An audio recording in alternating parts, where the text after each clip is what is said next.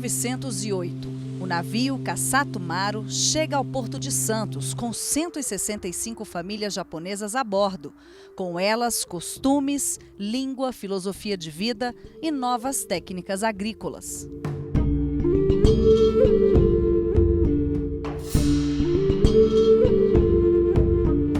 A parceria histórica entre Brasil e Japão começou com o Tratado da Amizade, um documento assinado pelos dois países 13 anos antes da chegada do Kassato Maru. Foi o início de uma relação em diversas áreas, que já dura 122 anos. Os primeiros imigrantes foram para a região sudeste do Brasil, como colono nas fazendas de café.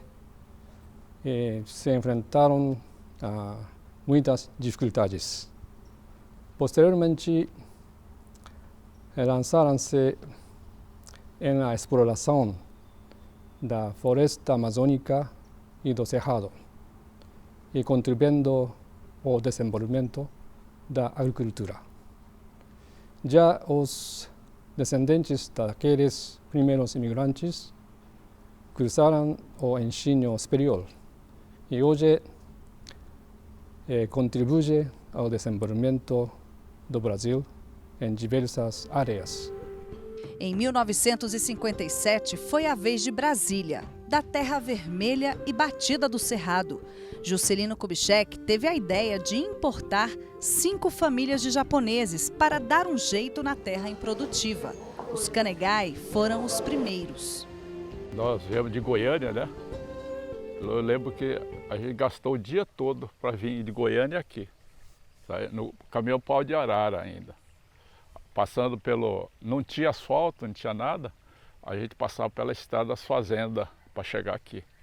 E veio eu, meu avô, meu pai e minha mãe ainda ficou em Goiânia. Nós primeiro acampamos aqui, numa barraca, fizemos uma barraca, lá no cerrado, lá em cima. Quando eu cheguei aqui, olhei o cerrado e falei assim, o que nós vamos fazer aqui? O tal Cinturão Verde já estava previsto no projeto de Lúcio Costa. E Asurato Kanegai, pai de Heitor e Toshihiro, foi também o fundador da primeira cooperativa agrícola da capital. Meu pai veio a Brasília, né? Era muito amigo do Bernardo Sayão, então a convite de Juscelino Kubitschek veio conhecer a região para implantar a colônia japonesa em Brasília, né? Justamente para abastecer o mercado de Brasília, que eram os pioneiros, os construtores de Brasília. Então veio a convite e até fez um sobrevoo com Juscelino, com esse sobrevoo para conhecer a região. Meu pai comentou com Juscelino Kubitschek como é que ia trazer a colônia aqui, num cerrado, numa terra tão ruim. Na hora ele já retrucou, não, mas se a terra fosse boa, não precisava de japonês, né? Então já veio as 5 primeiras famílias aqui, né? E meu irmão foi um dos que realmente sofreu aqui no início. A primeira produção foi entregue para o presidente avaliar e logo depois foi feita uma grande festa com a presença do príncipe do Japão, Takahito Mikasa. Nesse dia também, Heitor foi batizado por Juscelino Kubitschek. Eu fui o primeiro Nisei a nascer em Brasília, né? Em 1958. E aí tive a felicidade de ser batizado pelo presidente Juscelino Kubitschek. O chefe dos Kanegai, Yasurato, morreu muito novo, aos 59 anos. Sua esposa, Fumiko, morreu aos 88 anos e teve uma forte participação na agricultura durante toda a vida. Ao deixar o Japão para trás, Fumiko, a matriarca da família, morou em São Paulo, em Goiás, até vir parar no meio do nada, aqui no Cerrado. Além de trabalhar na lavoura e capinar, adorava pescar, um hábito cultivado até hoje pela família. Ela sempre gostou do lugar campo, né? Campo. Então aqui seria o lugar ideal. Até eu convidei ela para ir para o Japão comigo, mas ela falou que não, que aqui era o lugar dela, aqui seria a vida dela. Então ela via todo dia, ela vinha pescar aqui, pegava o peixe e fim de semana, quando sábado e domingo, a hora que a gente reunia, ela preparava, fritava os peixes. Quer dizer, ela pegava assim uma média de 100 peixes por dia. Então, no final de semana tinha bastante peixe, né? Os Kanegai e outras 2.200 famílias de japoneses e descendentes moram na capital federal. São quase 15 mil pessoas. Metade ainda vive no campo. A chácara dos Kanegai mantém a produção, mas a fartura já foi melhor em tempos de Fumiko e Assurato. Era muito grande, é tanto que a gente mandava para Manaus, sabe? Mas à medida que foi passando o tempo, foi diminuindo a produção. E também aqui a região foi muito explorada, né? Você vê que do lado tem condomínio, do outro lado tem condomínio, nós ficamos prensados. Brasília tem muito a agradecer à raça de olhos puxados. Eles transformaram o pó do cerrado em hortaliças, trouxeram prosperidade à nova capital do país. Esse ano a colônia está comemorando 60 anos, né, de implantação da colônia em Brasília. Eu realmente, né, me orgulho ainda continuar produtor rural. Eu faço, né, coordeno a produção aqui. Sinto bastante orgulhoso por ter participado dessa evolução, né? É tanto que eu tive a oportunidade de trabalhar na chácara, estudar e formar engenheiro lá na UNB, sabe? E essa primeira, ser os pioneiros aqui, deu-me chance de visitar vários países, tá? Então eu me sinto satisfeito. Os imigrantes japoneses e seus descendentes trabalharam duro encarnando os valores japoneses como honestidade, perseverança e dedicação. Contribuem com excelência em várias áreas do Brasil. Isto é por trás da simpatia de los brasileiros pelo Japão.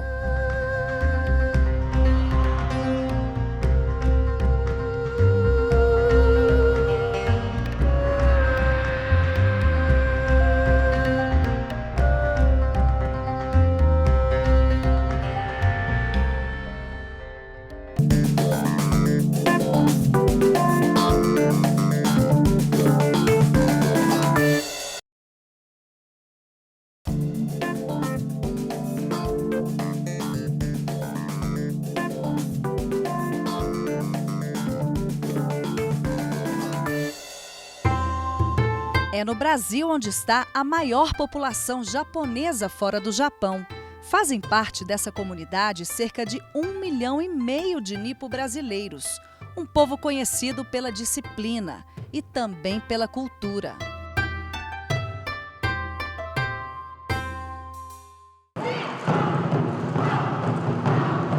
Para preservar e difundir os hábitos japoneses, foram criados os festivais que acontecem em várias cidades do país. O primeiro foi há 20 anos.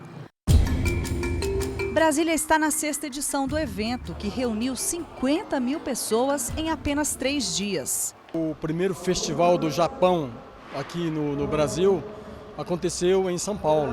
Ele existe, na verdade, não só aqui em Brasília, em São Paulo, tem em Belo Horizonte, tem em Belém, no Pará, tem no Paraná também tem. Então, vários locais estão desenvolvendo esse festival agora. É uma forma bastante importante para preservar, porque nós buscamos os jovens participarem de uma festa, de um festival como esse. E participando de um festival como esse, a pessoa realmente acho que sente-se mais motivada assim para preservar a sua cultura. É um pedacinho do Japão no coração do Brasil. Budas, samurais, lanternas, bonecas japonesas mais conhecidas como Kokeshi Dolls. E a arte marcial, já tão presente entre os brasileiros.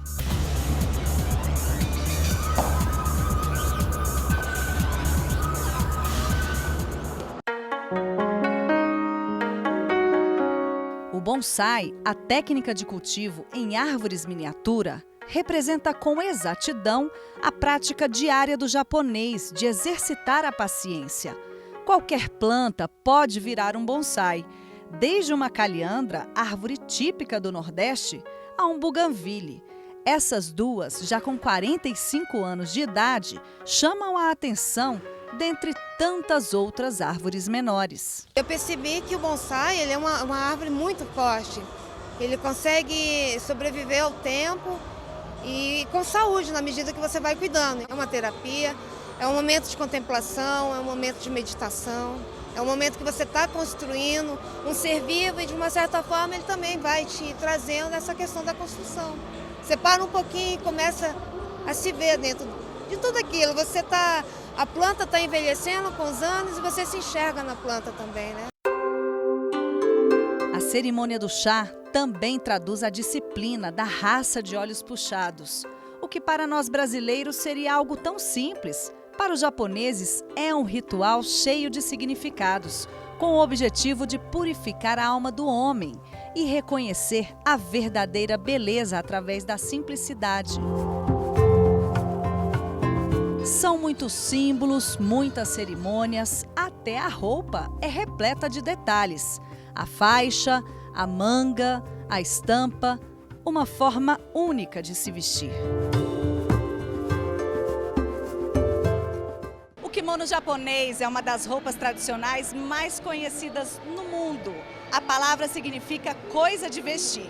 Existem vários tipos de kimono para diferentes ocasiões. E ao longo dos anos é uma vestimenta que foi ganhando um jeitinho ocidental, não é isso, Márcia? Isso mesmo, porque principalmente aqui no Brasil os descendentes não sabem usar. E da forma que se vestia, e se veste ainda, né? Mas tem que ser uma pessoa que tem o conhecimento para poder dobrar, para poder colocar peças por baixo. Então tem que ser uma pessoa que realmente tenha o conhecimento a fundo sobre kimono. Nós aqui no Brasil fizemos então de uma forma mais ocidentalizada, então nós estamos brincando, fazendo muitas pessoas felizes, porque o sonho de muitas pessoas, principalmente nesses festivais, é de vestirem um kimono.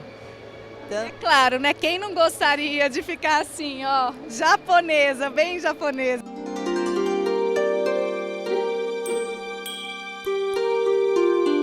E é na caligrafia que toda essa arte e suas minúcias são resumidas.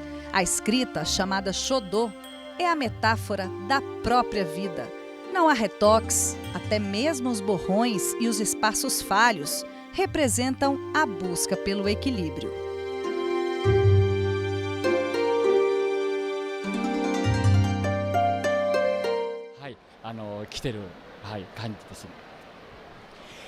A caligrafia ela tem dois estilos, dos ideogramas que vieram da China e que depois os japoneses transformaram em fonogramas, são aquelas letras mais corridas, e que essa tradição japonesa se pauta na caligrafia dos fonogramas. Na verdade, o instrumento é o pincel que vai expressar, mas ao pincel o calígrafo vai transpor a sua alma, a sua vida. E nesse sentido, é a força, é a serenidade, que é a expressão da própria vida.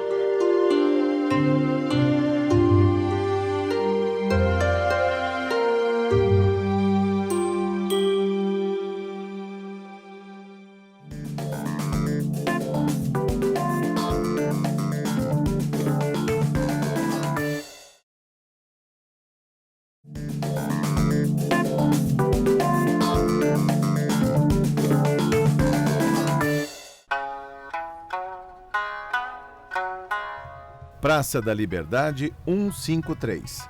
Este é o endereço da Livraria Sol, há quase 70 anos incrustada no bairro da Liberdade, em frente à estação do metrô.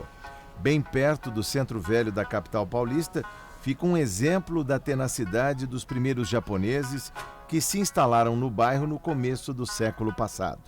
Mas quem vai contar um pouco da história da família é Tatiana, que carrega o sobrenome Fujita na terceira geração. Meu avô ele chegou no Brasil em 1934, eu tinha 14 anos Com o tempo ele conseguiu ir subindo, ele chegou a fazer faculdade, um dos primeiros da idade dele, da época dele que fez faculdade, e se formou em contabilidade, começou a trabalhar. Nisso ele se associou com outros funcionários e japoneses também. Sim. E fundaram a importação. Começou com uma importação, não era a livraria. Nos primeiros anos, as dificuldades de adaptação não foram poucas. Os japoneses que aqui se encontravam não podiam ler nem falar a língua japonesa, né? Eles tinham que estudar escondido à noite, esconder os livros. Diferentemente das primeiras levas de imigrantes japoneses que iam para as lavouras de café no interior, os Fujita fixaram residência numa São Paulo que ultrapassava 2 milhões de habitantes nos anos 50 e absorvia mão de obra de todos os cantos. Por isso, os negócios do ramo de livros e revistas foram prosperando. Ele percebeu que tinha muita sede da primeira geração ler material vindo do Japão, notícias do Japão, que naquela época aqui no Brasil era proibido.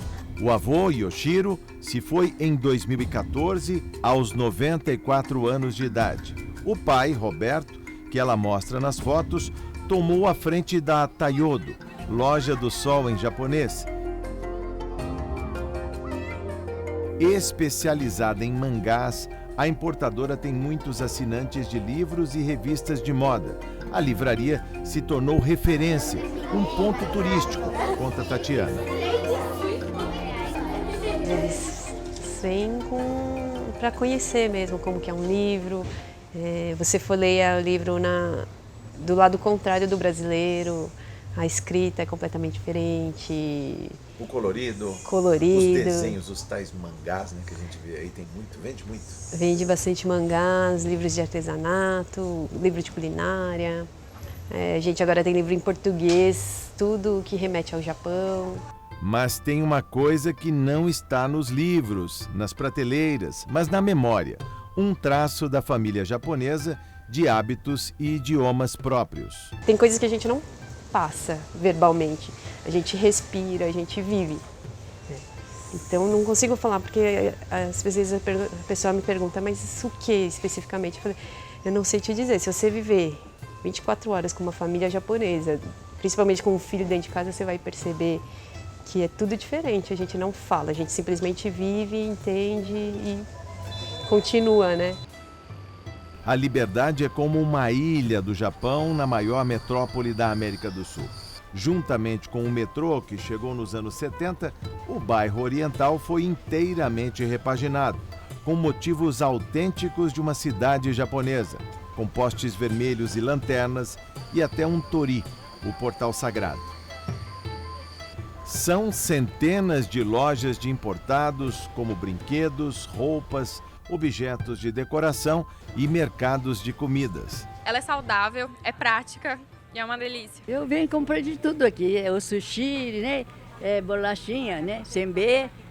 Eu venho comprar tudo de coisa japonesa, assim, comida japonesa, eu adoro. Eu costumo consumir muitos produtos japoneses, assim, e eu acredito que o convívio com a região me trouxe mais perto dessa culinária e do consumo desses produtos. O Empório abriu as portas em 2012 e oferece o que há de melhor na culinária asiática, porque a Liberdade também abriga coreanos e chineses e muitos brasileiros apaixonados por sabores exóticos. Muito diferente, sabor, a textura da alimentação deles, a gente se sente muito bem, não fica assim, passando mal depois, mesmo que você coma bastante, então acho bem gostoso. Desde criança eu gosto de anime, essas coisas, aí vai me apresentando, né, dá aquela curiosidade de provar e... Aí você falou do anime, é o quê? É o desenho japonês? É o desenho japonês. Do tradicional bairro japonês, vamos para a Avenida Paulista, escolhida para abrigar a Japan House, a primeira do mundo. Sob o olhar atento de Oscar Niemeyer, aqui homenageado no mural de Eduardo Cobra, surge a Casa do Japão, um projeto que tem a assinatura do arquiteto japonês Kenzo Kuma. Em plena Avenida Paulista, com tanto concreto e asfalto, um contraponto. A madeira, uma matéria natural, nas fachadas, uma obra de arte. Aqui não tem parafuso ou prego, só encaixe perfeito.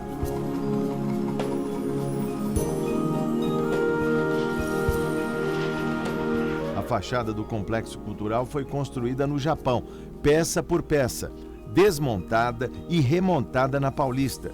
Um quebra-cabeças de 36 metros de madeira inoki, um pinheiro japonês. A Penthouse ela chega aqui como para marcar uma diferença, sim. Ela chega numa avenida de concreto, numa avenida de vidro e coloca elementos das habilidades japonesas, da técnica sukiya de construção por encaixe, do washi, que é o papel japonês, de várias coisas que dão a essa casa uma outra característica, uma característica de ser de um Japão ao mesmo tempo ancestral, porque essas técnicas são muito antigas, e ao mesmo tempo com um design muito contemporâneo, com uma linguagem muito contemporânea. É um privilégio para a gente também, né, ter a primeira casa do Japão aqui no Brasil e acho que, se eu não me engano, aqui é a maior colônia japonesa fora do Japão, né? O projeto de 100 milhões de reais é a primeira unidade global do governo japonês que tem a missão de atualizar a percepção dos brasileiros sobre o Japão dos dias de hoje. Tradição e modernidade de mãos dadas. O Japão é um país cuja cultura não preza o conflito, preza uma transição harmônica, suave. Ou seja, você não rompe com o conhecimento que você tinha antes, você constrói em cima dele, você evolui em cima dele. E isso eu acho muito sábio e é algo que o Brasil tem muito a aprender com. Esse dodecaedro, feito com 600 varas de bambu, reproduz um modelo perfeito de quase cristal, uma dinâmica construtiva patenteada.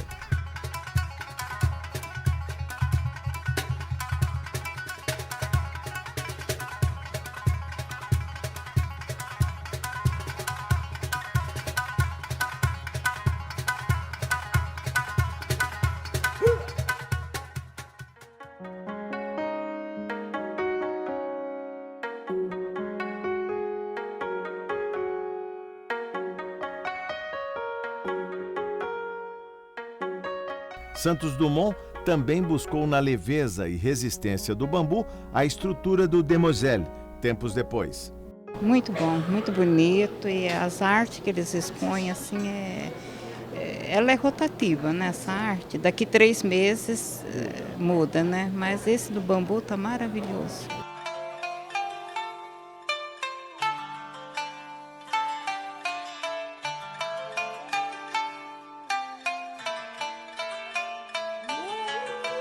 Da cerimônia do chá às artes marciais, o bambu é onipresente. Leve, rígido, resiliente e discreto. Atributos próprios da cultura japonesa, aqui materializados no artesanato e na cestaria, que tanto impressiona os visitantes.